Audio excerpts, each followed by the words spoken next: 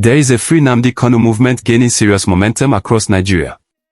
The headline, Free Nnamdi Kanu movement gathers momentum and protest happening in the next few days, is not just hype, there are real plans in motion, and a lot of tension. Today, I'm going to walk you through the developments, what's driving this, and what to watch out for. Let's get straight into it. The story starts with the National Association of Nigerian Students, NANS.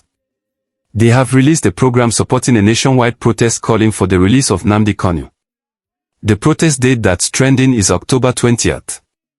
According to Kanu's defense team, the case against him is dead, meaning they believe there are no just legal grounds to keep him detained. So, the students say, bring him out. Let justice take its course. But this is not without controversy. Some groups oppose the timing and motives.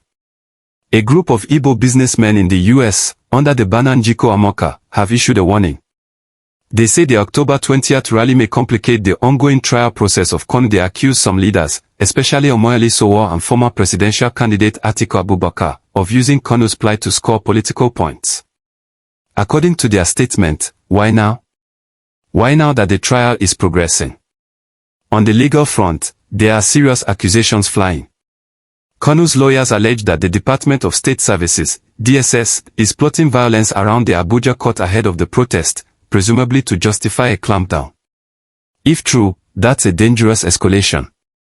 Meanwhile, the defense insists that Nnamdi Kanu has not signed any deal for his release. So the movement wants to make sure that his freedom, if ever granted, isn't done quietly or without public oversight. Another tension point, some see a risk that protests now could slow or undermine the legal process. That's exactly what Njiko Amoka is warning about. The group says, let the legal wheels turn. Let dialogue happen, rather than street agitation. But others argue that without pressure, public protest, mass mobilization, political will often stalls. That's the tension, process versus pressure. And you can't dismiss either side lightly. Let me add a broader context. This is not the first time Nnamdi Kanu has been in court. In March 2025, he appeared before a fourth judge, presiding over terrorism and treason charges lodged against him. His case has been plagued with delays, recusal motions, procedural bottlenecks. The charges were revived by courts after being dismissed earlier. So, the case is dead, claim is bold and contested. Also relevant, legally, a court recently ruled that Kanu must face the terrorism charges after rejecting efforts to outright dismiss them. So the court says there is a case to answer. That adds weight to the caution arguments. If the judiciary is proceeding, disrupting that may risk legal setbacks or public perception that people are trying to pressure courts. But supporters counter, the system is rigged, you need forceful public voice. So, what's at stake? First, public opinion and pressure.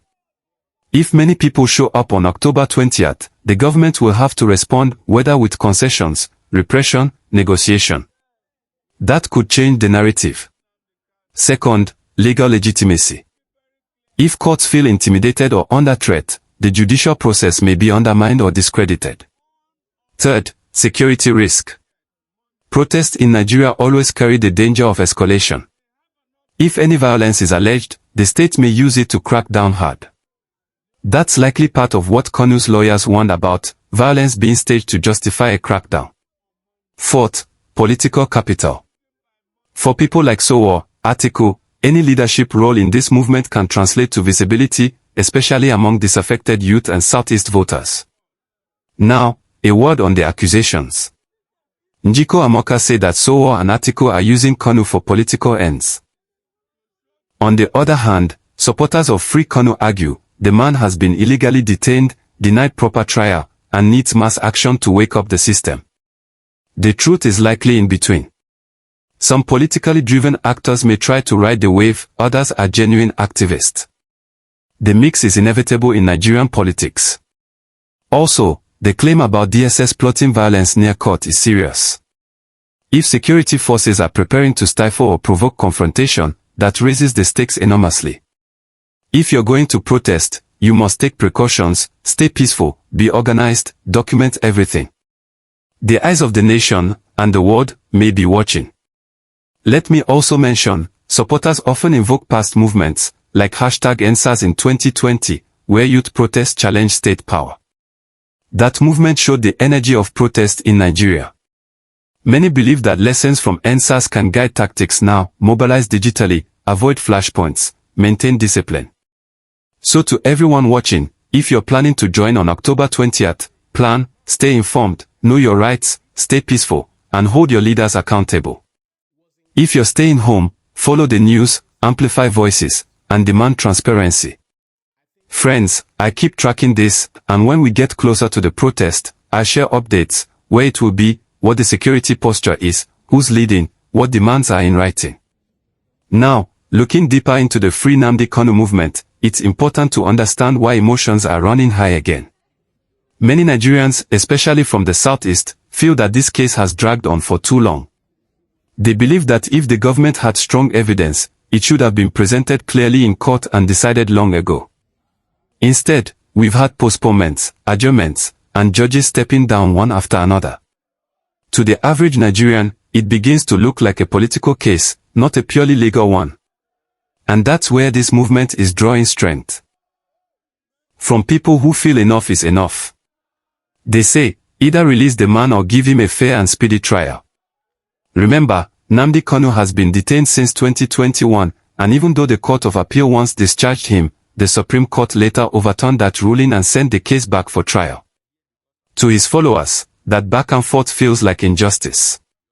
To others, especially those who disagree with IPOB's methods, it's about maintaining national security.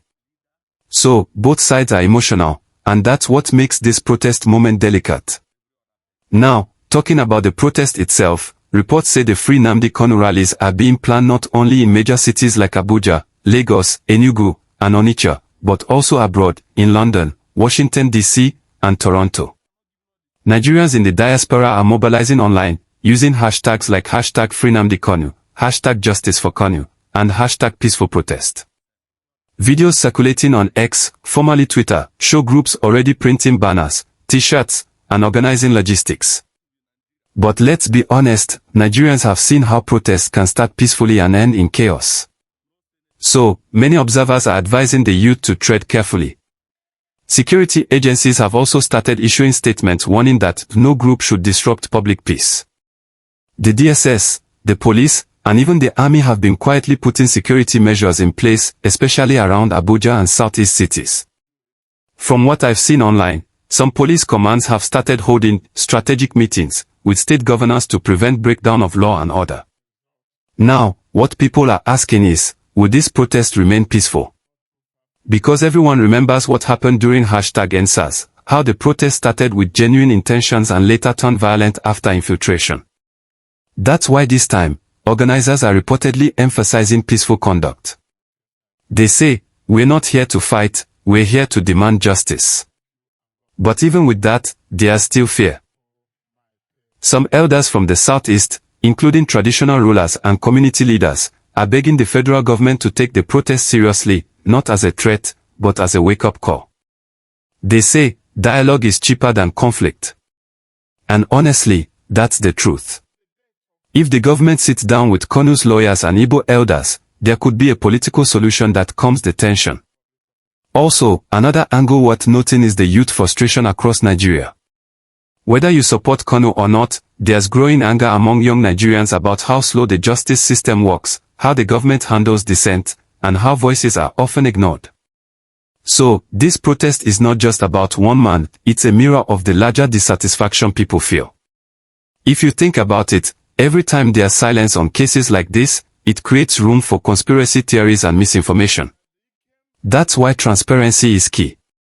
The government can clear a lot of tension just by communicating openly about what's going on. Is there progress in court? What's delaying the process? What's the plan for resolution? Nigerians deserve to know. And let's talk about the international dimension. Some diaspora groups have been lobbying foreign embassies and the United Nations to intervene or at least observe the legal process. They argue that since Kanu was forcefully taken from Kenya in 2021, his detention violates international law. Whether or not you agree, that narrative has gained traction globally. So, you can see why there's pressure both at home and abroad. Now, while the protesters are gearing up, there are also fears that some political actors might hijack the protest for their own interest. You know how politics in Nigeria works. Once an issue gains attention, politicians start positioning themselves as champions of the cause. But people should stay alert. Don't let the message be diluted. The real focus should be justice, peace, and fairness, not 2027 politics. Let me say this.